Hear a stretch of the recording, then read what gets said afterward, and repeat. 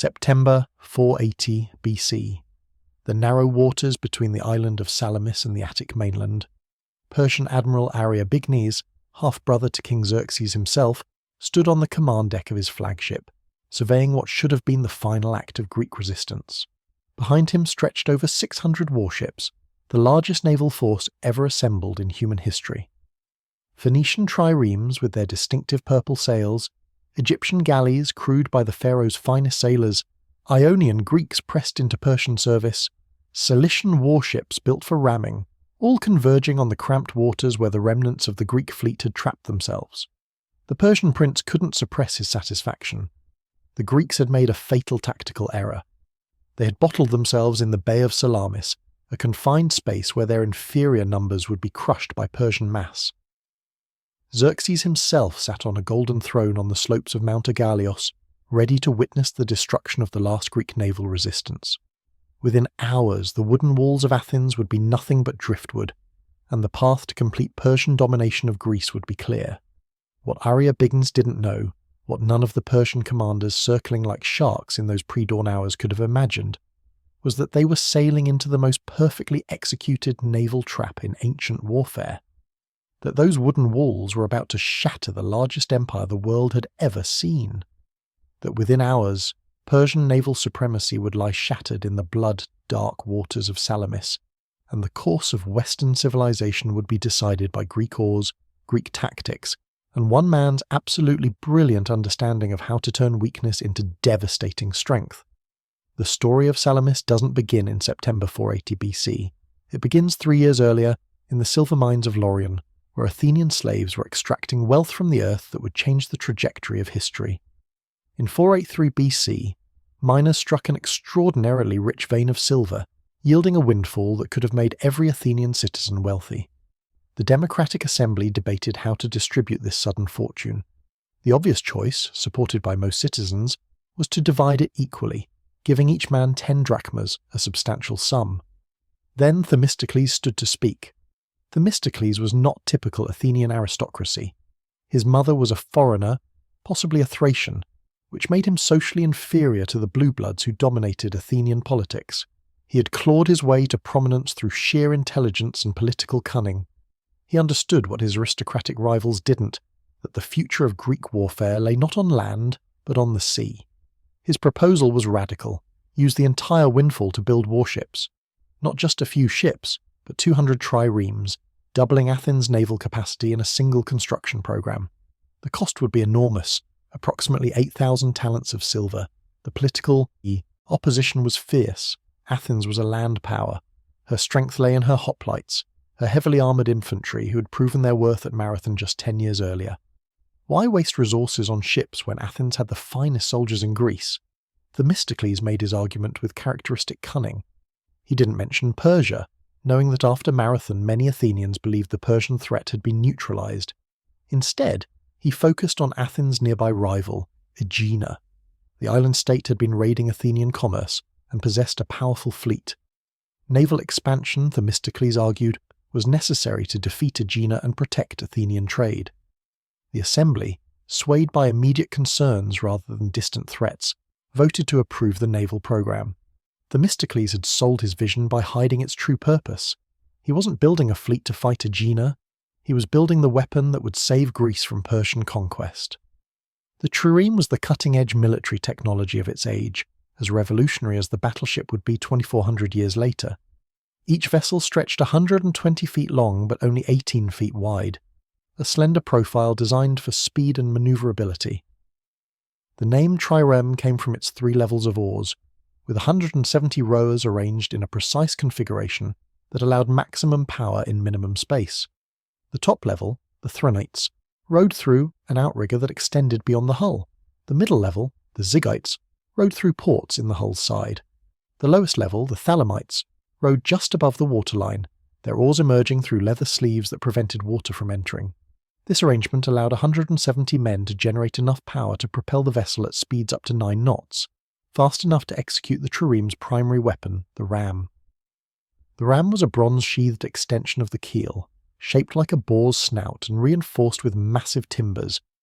When driven at full speed into an enemy vessel's side, It could punch through the planking and open the ship to the sea. Ramming required extraordinary skill and timing. The attacking trireme had to build maximum speed, aim for the enemy's vulnerable beam, strike at the precise angle to penetrate, then immediately back water to pull the ram free before the sinking enemy could drag the attacker down. The crew of an Athenian trireme represented a cross-section of the city's population. The 170 rowers were free citizens, not slaves. They were the thetes, the lowest property class, men too poor to afford hoplite armour but whose service on the rowing benches made them vital to Athens' defence. Above them on the small deck stood 10 hoplites, fully armoured marines ready for boarding actions. 4 archers provided missile support. The helmsman controlled the twin steering oars. The trierarch, usually a wealthy citizen funding the ship's operation as a public service, commanded the vessel. These weren't just ships. They were precision instruments requiring perfect coordination. One rower missing his stroke could disrupt the entire rhythm. A helmsman's slight error could turn a devastating ram attack into a glancing blow. The bronze ram could penetrate oak planking but required such exact speed and angle that only supremely trained crews could reliably execute successful attacks. Themistocles understood something that would prove crucial at Salamis. Greek triremes, particularly Athenian ones, would be crewed by free citizens who had trained together, who knew each vessel's peculiarities, who could execute complex manoeuvres through practiced coordination. Persian ships might be more numerous and carry more marines, but they couldn't match Greek crew quality. By 481 BC, as reports reached Greece that Xerxes was assembling an enormous invasion force, Themistocles' wisdom became apparent. Athens now possessed the largest fleet in Greece, approximately 200 triremes, nearly twice the naval strength of any other Greek city-state. More importantly, thousands of Athenian citizens had spent 3 years learning to row in perfect synchronization, to execute ramming attacks, to handle their vessels in all weather and sea conditions. When Xerxes' army crossed into Greece in 480 BC, the scale was unprecedented. Herodotus claimed over 2 million men, certainly an exaggeration, but modern estimates suggest at least 200,000 troops supported by over 600 warships. The Persian strategy was coordinated. The army would march down the coast while the fleet sailed parallel, allowing mutual support and supply. The Greeks, vastly outnumbered, could only hope to delay. At Thermopylae, 7,000 Greek hoplites led by Sparta's king Leonidas held a narrow pass for 3 days before betrayal allowed the Persians to outflank and destroy them. The sacrifice bought time but couldn't stop the invasion. As the Persian army swept south toward Athens, Themistocles faced the crisis he had prepared for. The Greek fleet, approximately 380 triremes with Athens contributing more than half, had fought the Persian navy to a draw at Artemisium, but with Thermopylae lost, the fleet had to withdraw. The Persian army would reach Athens within days. Most Greek states advocated abandoning northern Greece entirely and making a stand at the Isthmus of Corinth, building a wall across the narrow neck of land connecting the Peloponnese to the rest of Greece. It was a defensive strategy that made sense for states like Sparta and Corinth, whose territories lay south of the isthmus. For Athens, it meant abandonment. Themistocles proposed something almost unthinkable: evacuate Athens entirely, send the women, children and elderly to safety in Troezen and Salamis, put every man of military age on the fleet, abandon the city to Persian occupation and bet everything on a naval battle. The political opposition was enormous. Athens was among the greatest cities in Greece, with temples, homes and treasures accumulated over centuries. Abandoning it to Persian torches seemed like surrender. Themistocles played his final political card. He invoked an oracle from Delphi, delivered months earlier when Athens had consulted the gods about the Persian threat. The oracle had been characteristically cryptic, speaking of wooden walls that would save Athens when all else fell. Conservative Athenians interpreted this as referring to the ancient wooden palisade on the Acropolis. Themistocles argued that the wooden walls were the ships, the triremes whose timber hulls would be Athens' salvation. It was brilliant political manipulation, using religion to support a strategy that required abandoning everything tangible for an uncertain naval gamble. The assembly voted to evacuate. In late August 480 BC, the exodus began. Thousands of Athenian women, children and elderly boarded ships for Troezen and Salamis. The scenes were heartbreaking. Families divided, perhaps forever. The elderly leaving homes they had lived in for decades. treasures and possessions abandoned to fate. Plutarch recorded one particularly poignant detail. The dogs of Athens, unable to understand why their masters were leaving, ran howling to the shore and swam after the departing ships. One dog, belonging to Pericles' father Xanthippus, swam all the way across to Salamis and died of exhaustion on the beach, where a monument was later erected. By early September, Athens was empty. When the Persian army arrived, they found a ghost city. Xerxes ordered it burned. The flames consuming the Acropolis temples could be seen from Salamis, 10 miles away, where the evacuated Athenians watched their city die. The Greek fleet, approximately 380 triremes, had gathered in the Bay of Salamis. The Spartans contributed 16 ships and commanded the allied fleet under Admiral Eurybiades, though Athens' 180 vessels made them the dominant naval power. Contingents came from Corinth, Megara, Aegina, and other states, but the Athenian ships outnumbered all others combined. The Persian fleet, estimated at over 600 warships before storm losses and the battle at Artemisium, still numbered approximately 500 vessels. They had anchored at Phalerum, the port of Athens, just a few miles from Salamis. The narrow straits between Salamis and the mainland were about a mile wide at their narrowest, with the small island of Sicilia sitting in the middle. Themistocles looked at this geography and saw opportunity. The Greek commanders held a council of war on Salamis. The debate was fierce and revealed the deep divisions within the Greek alliance. Eurybiades and the Peloponnesian commanders argued for withdrawal to the Isthmus of Corinth. There, behind walls, the fleet could protect the Peloponnese. If the battle went badly, their ships could beach and their crews could retreat to safety. The Athenians, Megarians, and other states north of the isthmus were horrified. Withdrawal meant abandoning their territories entirely. For Athens, already evacuated and burning, it meant their sacrifice had been for nothing. Themistocles understood something beyond political considerations. The geography at Salamis was perfect for negating Persian numerical superiority. In the narrow waters, the Persians couldn't deploy their full fleet. Their greater numbers, instead of being an advantage, would create chaos and collision as ships got in each other's way. Greek crews, better trained and more coordinated, would dominate in close quarters combat. In the open waters near the isthmus, the Persians could spread out, use their numbers to envelop and surround Greek formations. The battle would become a confused melee where Persian quantity would overwhelm Greek quality. But Themistocles couldn't simply argue tactical advantages. The Spartans commanded the fleet and could overrule Athens. He needed the Persians to force the issue, to make withdrawal impossible. What happened next was either brilliant deception or the riskiest gamble in military history. Themistocles sent a trusted slave named Sisinus to the Persian camp with a message for Xerxes. The message claimed that Themistocles, supposedly dissatisfied with his treatment by the Greek alliance, was willing to betray them. The Greek fleet was planning to escape during the night. If Xerxes moved quickly to block the straits, he could trap the entire Greek navy and destroy it without a fight. The message was exactly what Xerxes wanted to hear. His army had captured Athens, but the Greek fleet remained intact and threatening. If it escaped to the Peloponnese, the war would drag on indefinitely. A chance to destroy it completely was irresistible. Xerxes ordered his fleet to move immediately.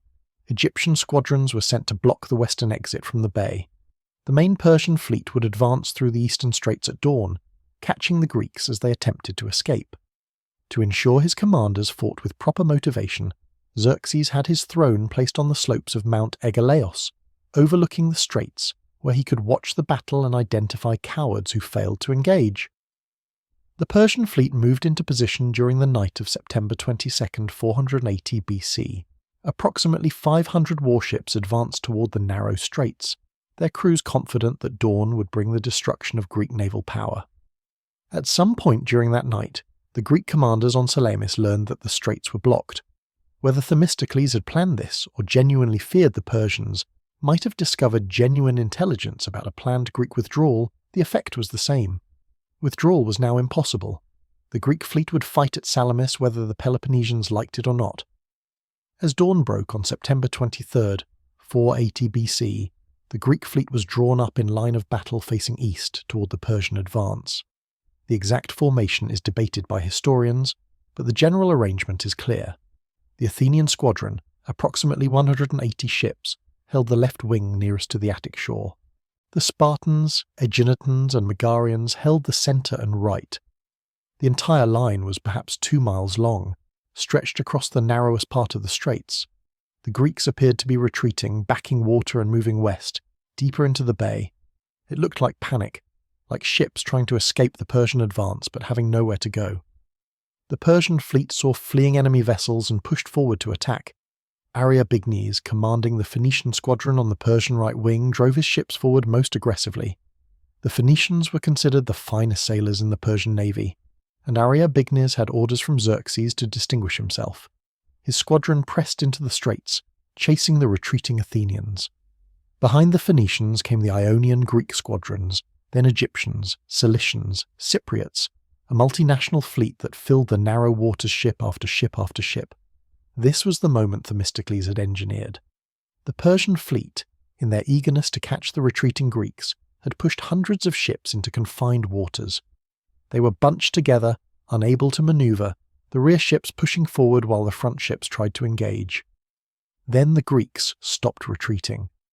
At a signal, the entire Greek line stopped backing water and instead drove forward at ramming speed, oars thrashing the water to white foam as 170 rowers on each ship synchronized their power stroke. The morning breeze that rose from the sea, the same wind that rose most mornings in the straits, drove waves against the Persian hulls, making the taller, heavier Persian ships roll and wallow. The lower, sleeker Greek triremes cut through the chop, accelerating to attack speed. The Athenian trireme Solemnia, commanded by Amenias of Palin, struck Aristobignes' flagship. The bronze ram punched through the planking at the waterline. As the Persian ship began listing, Aristobignes attempted to board the Athenian vessel, leading a party of Persian marines. Amenia's brother Aeschylus, the famous playwright serving as a hoplite marine, killed the Persian prince with a spear thrust to the chest.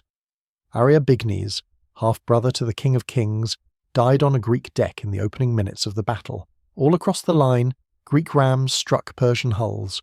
The narrow waters meant the Persians couldn't avoid the attacks or maneuver for counterattacks. Ships collided with each other, friendly vessels fouling each other's oars. The rear ships, still pushing forward, rammed their own leading vessels from behind. What should have been an organised Persian attack disintegrated into chaos within minutes. The Greek crews, trained for 3 years in coordinated manoeuvres, executed their attacks with lethal precision. Each trireme would strike a target, back water to pull the ram free, then row clear while the struck vessel settled in the water. Already the next Greek ship was attacking a different target, and the first attacker was repositioning for another ram. Xerxes watched from his throne as his fleet died. The Persian numerical advantage, so overwhelming on paper, became a liability. Ships had no room to maneuver. Damaged vessels couldn't retreat through the press of ships behind them. Greek triremes hunted through the wreckage like wolves through a flock, selecting targets and destroying them systematically. The Phoenician squadron, trapped against the Attic shore by the Athenian wing, was annihilated. The Ionian Greeks pressed into Persian service against their ethnic cousins, fought half-heartedly or not at all. Some Ionian ships may have deliberately changed sides during the battle. The Aeginetan squadron, positioned on the Greek right, caught Persian ships trying to escape through the southern exit. The Aeginetans, old rivals of Athens but superb sailors, destroyed fleeing enemy vessels as they attempted to reach open water. For 8 hours, the Battle of Salamis raged in the confined straits. The water turned dark with blood and debris. Thousands of Persian sailors and marines, unable to swim in their armour, drowned as their ships sank. Greek marines boarded damaged Persian vessels, killing survivors. The small island of Citalaea, where Xerxes had stationed Persian troops to rescue survivors and finish off damaged Greek ships, became a trap. Greek hoplites led by Aristides landed on the island and massacred the Persian force to the last man. By afternoon, the Persian fleet was shattered. Estimates suggest over 200 Persian ships were destroyed or captured, compared to perhaps 40 Greek losses. The survivors fled east to Phalerum, then continued retreating to Asia Minor. The largest fleet ever assembled had been destroyed in a single day. The strategic consequences were immediate and catastrophic for Persia. Xerxes' entire invasion strategy had depended on naval support. His army, numbering in the hundreds of thousands, required constant supply by sea. The Greek fleet, its strength largely intact and its confidence soaring, now controlled the Aegean. The Persian army risked being trapped in Greece, cut off from supplies and reinforcements. Xerxes made the painful decision to retreat. He led the bulk of his army back to Asia, leaving his general Mardonius with perhaps 100,000 troops to continue the campaign. A year later at Plataea, the Greek hoplites would destroy Mardonius's army, ending the Persian invasion forever. But Salamis was the decisive moment. The naval victory made Persian victory impossible. The wooden walls had saved Greece. The historical significance of Salamis cannot be overstated. If the Persians had won, if the Greek fleet had been destroyed, the conquest of Greece was inevitable. Persian military superiority on land was overwhelming. The Peloponnesian War at Corinth would have delayed but not stopped them. Within months, all of Greece would have been absorbed into the Persian Empire. The cultural consequences would have been profound. Greek philosophy, still, in its infancy, might have been suppressed under Persian religious orthodoxy. Greek democracy, unique in the ancient world, would have been replaced by Persian autocracy. Greek theatre, art, architecture, all the cultural achievements that would define Western civilization, might never have developed. The scientific rationalism that would eventually lead to the Renaissance and Enlightenment began with Greek philosophical inquiry. That tradition might have died at Salamis if Themistocles' gambit had failed. Some historians argue Salamis determined whether Western civilization would be defined by Greek rationalism or Persian mysticism, by democratic experimentation or monarchical tradition, by individualism or collectivism. This may be overstated, but it's undeniable that Greek independence purchased at Salamis allowed Greek culture to develop and eventually be transmitted to Rome, and through Rome to medieval Europe, and through Europe to the modern West. Themistocles' role in this was central. His insistence on building the fleet, his political skill in evacuating Athens, his tactical brilliance in forcing the battle at Salamis, all were essential. Without any one of these elements, Persia wins. Yet Themistocles' fate after Salamis was tragic. His arrogance and political maneuvering made him enemies. Within a decade, he was ostracized from Athens through a political process designed to exile dangerous citizens. He fled to Persia, where King Artaxerxes, Xerxes' son, gave him refuge and made him governor of Magnesia. The man who had destroyed the Persian fleet died in Persian service, a bitter irony. The Battle of Salamis demonstrated several timeless military principles. Geography can negate numerical superiority. Forcing an enemy to fight on your chosen ground, under conditions that favour your strengths and exploit their weaknesses, can allow a smaller force to defeat a larger one. At Salamis, the narrow straits nullified the Persian numbers and made Greek coordination and training decisive. Quality can overcome quantity when the battlefield conditions prevent quantity from being fully employed. The Greek crews were simply better than their Persian counterparts, and the battle conditions ensured this quality difference mattered more than the numbers disparity. Strategic deception can determine battles before the first blow is struck. Whether Themistocles planned to send Sisinus to Xerxes, or did so in response to the danger of Greek withdrawal, the deception drew the Persians into the trap. Xerxes believed he was preventing a Greek escape. Instead, he was sailing into a killing ground. Morale and motivation matter. The Greek crews were fighting for their homes, their families, their freedom. The Athenians could see the smoke rising from their burning city. They knew defeat meant slavery or death. The Persian crews, many of them pressed into service from conquered territories, had no such motivation. When the battle turned against them, they broke. The trireme itself proved to be a war-winning technology when properly employed. Its speed, maneuverability, and devastating ram attack could destroy larger, heavier vessels when handled by skilled crews in favourable conditions. For the next century, the trireme would dominate Mediterranean naval warfare, and Greek crews would be recognised as the most skilled sailors in the world. Modern analysis using computer modelling has confirmed the ancient accounts. In confined waters, a smaller fleet of well-handled triremes could indeed destroy a larger fleet of similar vessels. The physics of ramming attacks, the geometry of the straits, the effects of the morning breeze all favoured the Greeks. Themistocles had read the battlefield correctly. His tactical insight, combined with strategic deception and operational planning, created one of the most complete victories in military history. Archaeological evidence continues to emerge. Bronze rams recovered from ancient shipwrecks show the devastating penetrating power of these weapons. The few identifiable remains from the battle site reveal timber fragments, with impact damage consistent with ramming attacks. Ancient triremes, reconstructed by modern scholars and tested at sea, have validated the performance characteristics described in ancient sources. These modern reconstructions can indeed achieve 8 to 9 knots under oar power and can sustain ramming speed for the short bursts necessary to execute attacks. The legacy of Salamis echoed through subsequent Greek history. The victory confirmed Athens as the dominant naval power in Greece. In the following decades, Athens would build an empire based on naval supremacy, controlling trade routes and extracting tribute from subject states. The Athenian democracy, preserved at Salamis, would flourish for another century, producing the golden age of Pericles, the philosophy of Socrates, Plato and Aristotle, the plays of Sophocles and Euripides. Salamis made all of this possible. The battle also demonstrated the power of citizen soldiers. The rowers who won at Salamis were not professional warriors but free citizens serving their city. This citizen-soldier tradition, where free men fought to defend their own political rights, became central to Greek identity and was transmitted to Rome and eventually to modern Western military tradition. Persian military power, though checked, remained formidable. The empire would survive another 150 years until conquered by Alexander the Great. But Persia never again seriously threatened to conquer Greece. The wooden walls had held, and the tide of Persian expansion broke against them forever. In assessing Themistocles' achievement, we must recognize the multiple levels of his success. Strategically, he correctly identified that naval power would decide the war years before others recognized it. Operationally, he forced a battle at the time and place most favorable to Greek victory.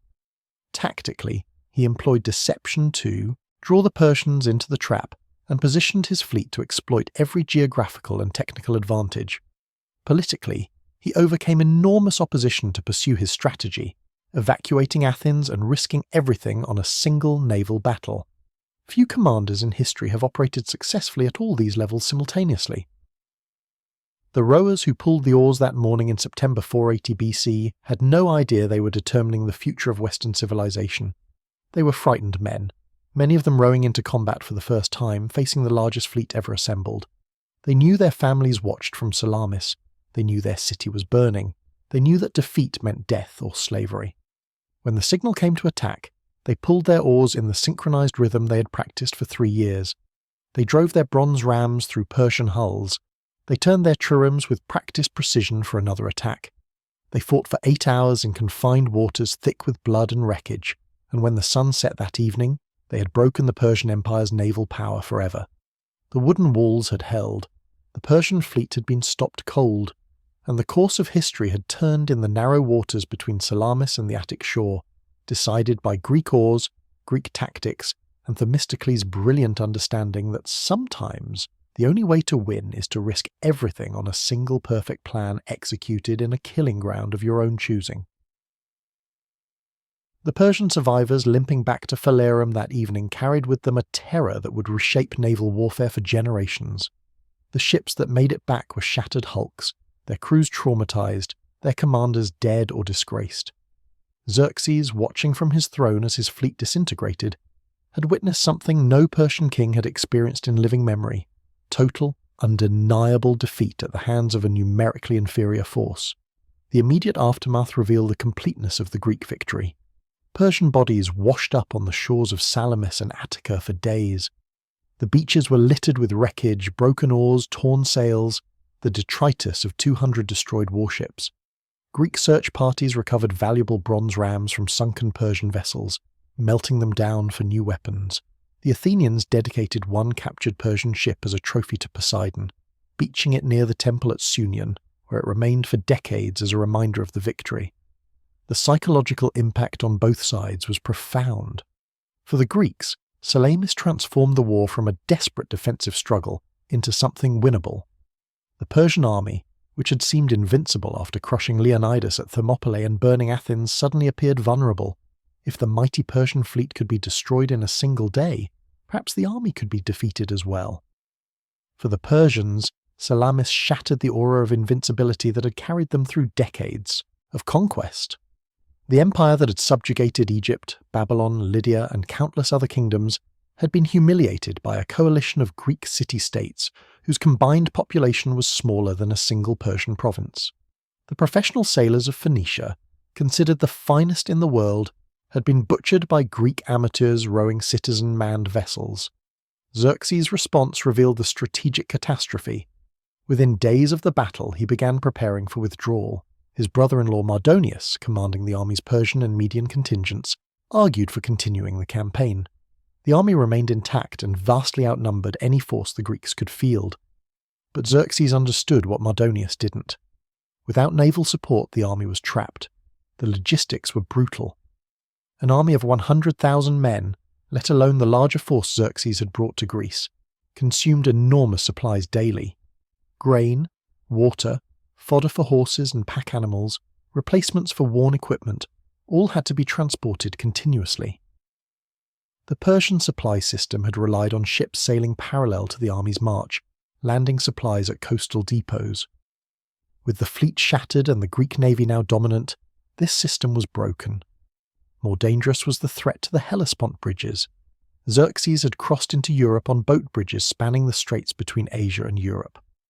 If the Greek fleet sailed north and destroyed those bridges, the Persian army would be completely cut off, stranded in hostile territory, with no reinforcement or resupply.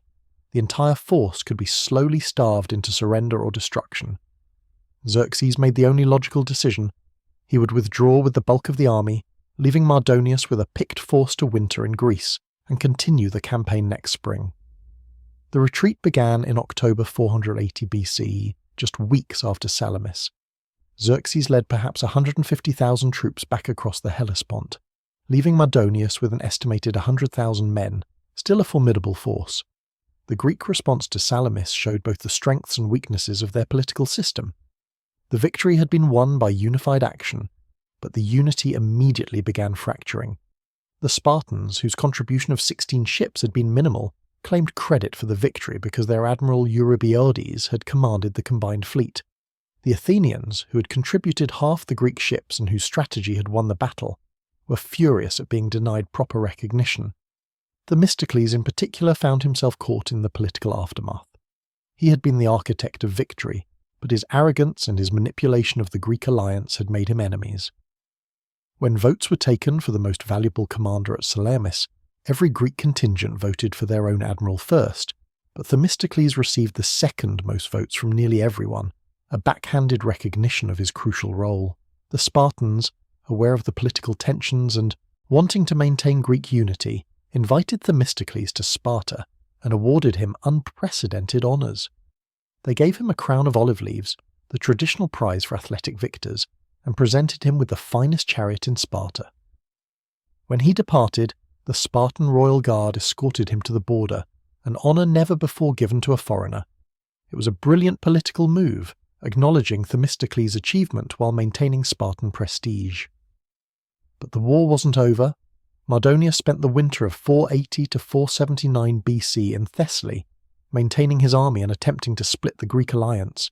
He sent envoys to Athens offering generous terms: return to Persian allegiance, keep your autonomy, receive territory and wealth. It was a serious offer. Athens had been burned, its population was scattered, and rebuilding would require enormous resources that Persia could provide. The Athenian response was unequivocal. They executed the Persian envoys.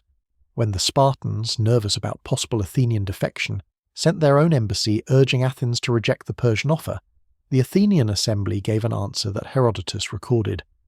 As long as the sun keeps its present course, we will never come to terms with Xerxes. We will fight him without ceasing, trusting in the gods and heroes whose temples he has burned. It was defiance born of the confidence Salamis had created. Athens had been destroyed, but Athens had also proven that Greek arms could defeat Persian power. The wooden walls had held, and that victory was worth more than any Persian bribe. In spring 479 BC, Mardonius marched south again.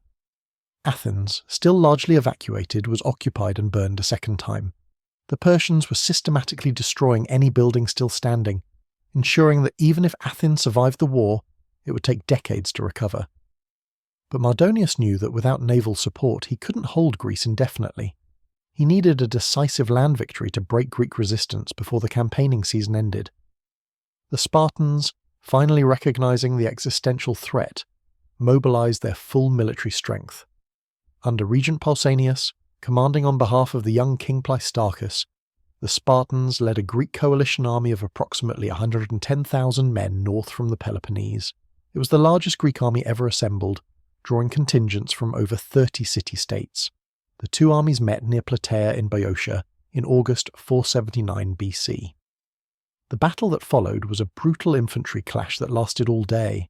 The Persian cavalry, which had harassed the Greeks for days, proved unable to break the deep phalanx formations of Greek hoplites.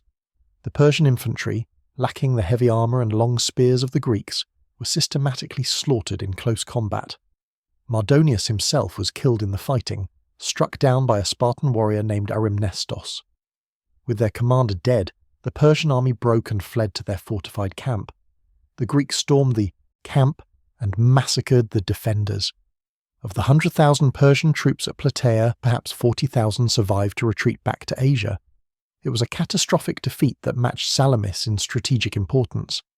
On the same day as Plataea, according to Greek tradition, the Greek fleet won another crushing victory at Mycale on the Ionian coast. The Persian ships, demoralized after Salamis and refusing to fight at sea, had beached their vessels and built a fortified camp. The Greeks landed their marines and hoplites and stormed the Persian position, burning the Persian ships and slaughtering the crews. The twin victories of Plataea and Mycale ended any possibility of renewed Persian invasion. The strategic impact of Salamis became clear in the years following the war. Athens, despite being burned twice, emerged as the dominant power in Greece. The Delian League, formed in 478 BC as a mutual defence alliance against Persia, was effectively an Athenian naval empire. Athens controlled the League treasury, commanded the fleet, and extracted tribute from member states. At its height, the League included over 200 city-states and controlled trade throughout the Aegean. This Athenian dominance was built directly on the foundations laid at Salamis. The fleet that had destroyed the Persians became the instrument of Athenian power. The rowers who had manned the triremes at Salamis were now the political base of Athenian democracy. In Athens, political power increasingly belonged to the Thetes, the poor citizens who couldn't afford hoplite armour, but whose service on the rowing benches made them indispensable. The democratic reforms that followed Salamis radicalised Athenian politics. The rowers demanded and received greater political rights. The archonship, previously limited to the wealthy classes, was open to lower property classes. Pay for jury service and political office was introduced, allowing poor citizens to participate in government without losing income. By mid-century, Athens had become the most radical democracy in the ancient world, where the poorest citizens wielded real political power. This democratic evolution was directly connected to Salamis. Traditional Greek warfare had been dominated by hoplites, heavily armoured infantry drawn from property-owning classes who could afford the expensive equipment. These hoplite citizens had held political power commensurate with their military importance. But at Salamis, poor citizens rowing triremes had proven equally essential to the state's survival. Their military contribution demanded political recognition. Themistocles saw his influence wane in the post-war years. His arrogance had made enemies, and his policy of aggressive naval expansion worried conservatives who feared democratic radicalization. Around 471 BC, he was ostracized from Athens, the victim of a political process he himself had once used against rivals. He fled to Argos, then was accused of collaborating with Persia and condemned to death in absentia. The final irony of Themistocles' career came when he fled to Persia itself, seeking refuge from Greek persecution. King Artaxerxes, Xerxes' son, received him with honour. The man who had destroyed the Persian fleet at Salamis was made governor of Magnesia and other cities in Asia Minor, living comfortably on Persian generosity until his death around 459 BC. Some sources claim he committed suicide by drinking bull's blood when Artaxerxes demanded he command forces against Greece, preferring death to fighting his homeland. Other sources suggest he died of natural causes, having found peace in exile. The strategic lessons of Salamis influenced naval warfare for centuries. The trireme remained the dominant warship in the Mediterranean for over 100 years. The tactics developed at Salamis, using geography to constrain enemy numbers, forcing battle in confined waters, employing deception to achieve tactical surprise, became standard practices. Naval commanders studied Salamis the way later generals would study Cannae, or military theorists would analyse Austerlitz. The battle also demonstrated the importance of crew quality over ship quality. Persian vessels at Salamis were generally larger and carried more marines than Greek triremes, but Greek crews were better trained, more coordinated, and more motivated. In the confined waters where manoeuvre and timing determined outcomes, Greek superiority in seamanship proved decisive. This lesson would be relearned repeatedly in naval history, from the English victory over the Spanish Armada to the American victory at Midway. The intelligence and deception operations surrounding Salamis deserve particular attention. Themistocles' message to Xerxes through Sisinus was one of the most successful strategic deceptions in ancient warfare. Whether it was planned from the beginning or improvised in response to the danger of Greek withdrawal, it achieved multiple objectives simultaneously. It drew the Persian fleet into the straits where Greek advantages were maximized. It prevented Greek withdrawal, forcing the Peloponnesians to fight at Salamis. It gave Xerxes confidence that led to tactical errors, and it created conditions where every Persian disadvantage was magnified and every Greek advantage was amplified. Modern intelligence analysis recognizes this as a nearly perfect example of strategic deception. The message was plausible because it aligned with what Xerxes wanted to believe and what he feared. Greek disunity was real, making Themistocles' supposed defection believable. The danger of Greek escape was genuine, making urgent action necessary. And the intelligence came from a seemingly authoritative source, Themistocles' own slave, giving it credibility. Xerxes acted on the intelligence without adequate verification because it confirmed his preconceptions and offered a solution to his strategic problem. The role of intelligence in shaping the battle extended beyond Themistocles' deception. The Greeks at Salamis benefited from knowledge of Persian dispositions, understanding of Persian command structure, and awareness of Persian tactical doctrine. Some of this intelligence came from Ionian Greeks serving in the Persian fleet, who provided information to their ethnic cousins. Some came from observation and reconnaissance. Some came from interrogation of prisoners taken at Artemisium. The Greeks fought with a clear understanding of their enemy's capabilities and intentions, while the Persians had only incomplete intelligence about Greek capabilities and no understanding of Greek intentions. The logistics of maintaining the Greek fleet at Salamis reveal another dimension of the victory. Approximately 380 triremes meant roughly 65,000 rowers, plus perhaps 10,000 marines, archers and sailors. This force required enormous daily supplies of food and water, the island of Salamis, hosting the evacuated Athenian population plus the fleet, strained under the burden. Supply ships running between Salamis and the Peloponnese maintained the lifeline, but resources were stretched thin. The Persians, by contrast, had shorter supply lines to Athens and access to the resources of occupied Attica. But their larger fleet required proportionally more supplies, and the diversity of their forces created logistical complications. Phoenician, Egyptian, Ionian, and Cilician contingents had different dietary requirements, different religious practices, different command languages. Coordinating this multinational force was a logistical nightmare even before battle was joined. The battle's climax reveals careful Greek planning in its execution. The morning breeze that rose from the sea, causing Persian ships to roll and wallow, was predictable. The Greeks knew these waters intimately and understood local weather patterns.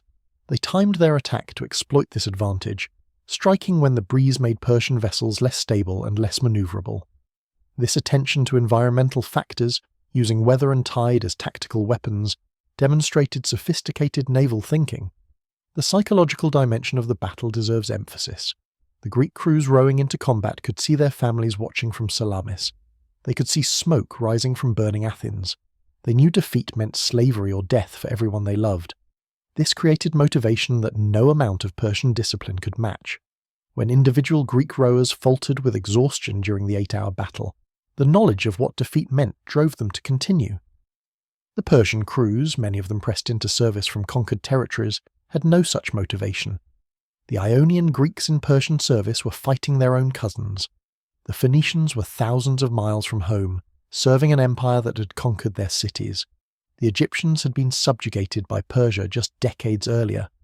When battle turned against them, they had little reason to fight to the death for Persian victory. The aftermath of Salamis saw interesting developments in Persian naval strategy. The empire never again attempted to challenge Greek naval supremacy in the Aegean. When Persian forces operated in Greek waters in subsequent decades, they relied on hiring Greek mercenary crews rather than using their own Phoenician and Egyptian squadrons. This tacit acknowledgement of Greek naval superiority represented a fundamental shift in the strategic balance of power in the Eastern Mediterranean. The cultural impact of Salamis on Greek identity was profound. The victory became a founding myth of Greek freedom, celebrated in poetry, drama, and art.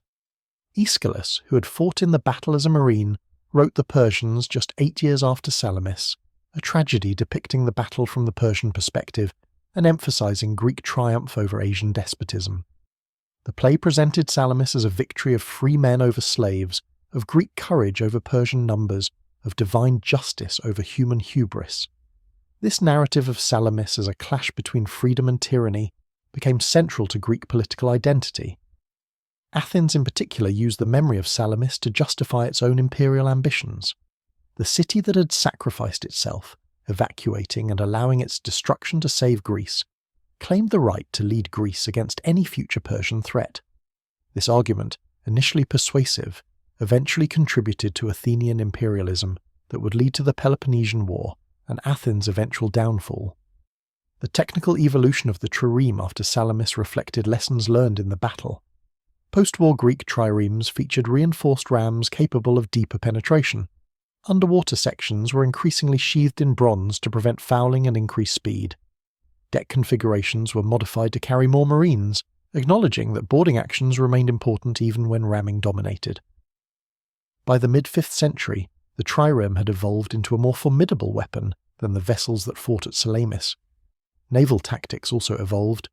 The diek plus manoeuvre, where a trireme rode through the enemy line to attack from behind, and the periplus, where ships rode around the enemy flank to attack from the side, became standard tactical movements requiring extraordinary crew coordination. Greek crews trained constantly to execute these manoeuvres, maintaining the superiority in seamanship that had been decisive at Salamis. The battle demonstrated the military effectiveness of motivated citizen soldiers.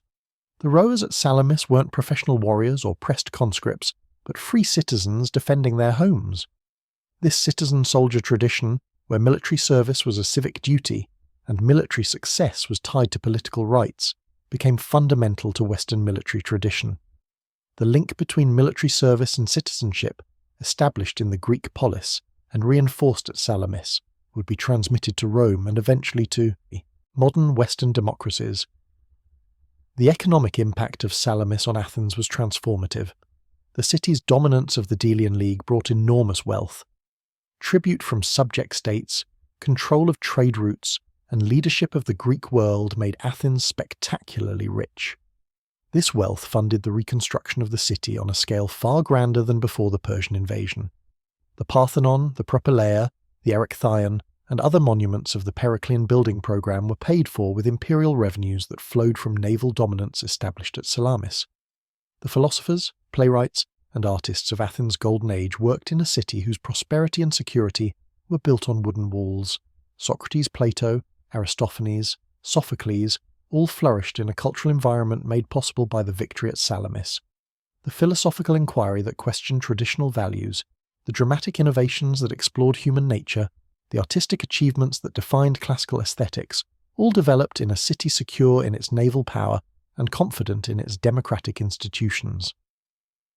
Xerxes' personal response to Salamis revealed the human dimension of the defeat. According to Herodotus, the king who had watched his fleet destroyed became obsessed with controlling information about the defeat.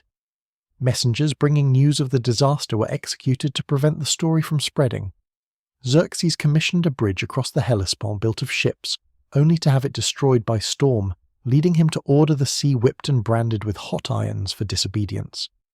These stories, whether literally true or not, capture the psychological impact of Salamis on a ruler who had considered himself invincible. The Persian Empire survived Salamis by 150 years, but it never recovered the aggressive confidence that had driven its expansion. Subsequent Persian military campaigns against Greece relied on diplomacy, bribery and manipulation of Greek city-states against each other, rather than direct military confrontation.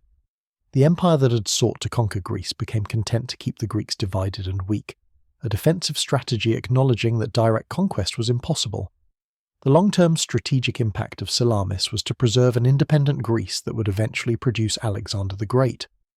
The Macedonian conquest of Persia, beginning in 334 BC, was the ultimate reversal of Xerxes' invasion. Alexander's army, employing tactics and technology derived from Greek military tradition, destroyed the Persian Empire completely. The Hellenistic world that emerged from Alexander's conquest spread Greek culture across the Middle East and into Central Asia, creating a cultural synthesis that would influence civilizations for centuries. This outcome was made possible by Salamis.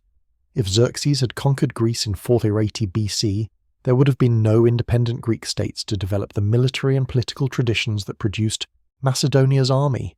No Philip the Son to create the combined arms tactics that made Macedonian phalanxes and cavalry unstoppable. No Alexander to lead Greek-speaking armies across Asia. The battle in the narrow waters between Salamis and the mainland determined not just Greece's immediate survival, but the trajectory of Eurasian history for centuries.